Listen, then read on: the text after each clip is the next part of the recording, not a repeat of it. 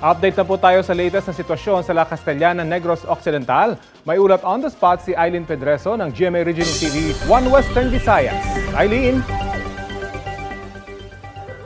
Rafi, paunti-unti nang binubuksan sa mga motorista at mga residente ang bahagi ng kalsada na ito sa Barangay Biak na Bato sa La Castellana, Negros Occidental. Tulong-tulong ang mga kawani ng DPWH at mga residente sa paglinis at pagtanggal ng lahar flow na bumalot sa daan. Madulas ang kalsada kaya delikado pa rin sa mga dumadaang motorista. Abiso ng DPWH 2nd District, mga 2 araw pang magtatagal ang clearing operation. Kaya upang mas mapabilis ang operasyon, 4 na heavy equipment gaya ng backhoe, grader, dump truck at boom truck ang ginagamit dito.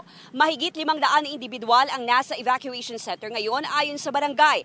Ayon naman kay La Castellana Mayor Almi Rumayla ni Cor Mangilimutan, 6 na barangay sa bayan ang apektado ng pagputok ng bulkan. 5 sa mga ito ang tinamaan ng malakas na ashfall. Ang mga tanim na gulay sa mga bulubunduking barangay nasira din. Ang ibang pananim naman ay nasunog ng asupre.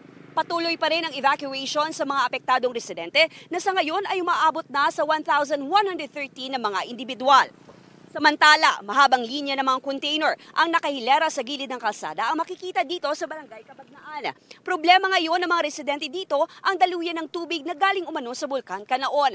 Kaya takot na baka mahaluan ng asupre ang tubig na kanilang ginagamit. Nagdesisyon ang mga ito na putulin muna ang hose na kumukonekta sa bulkan at sa iba pang water source muna mag-iigib ng tubig. Sa ngayon, dagsa ang donasyon ng tubig para sa mga apektadong residente.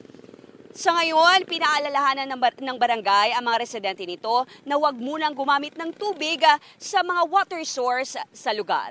Connie, Rafi? Maraming salamat, Eileen Pedreso ng GMA Regional TV 1 Western Visayas.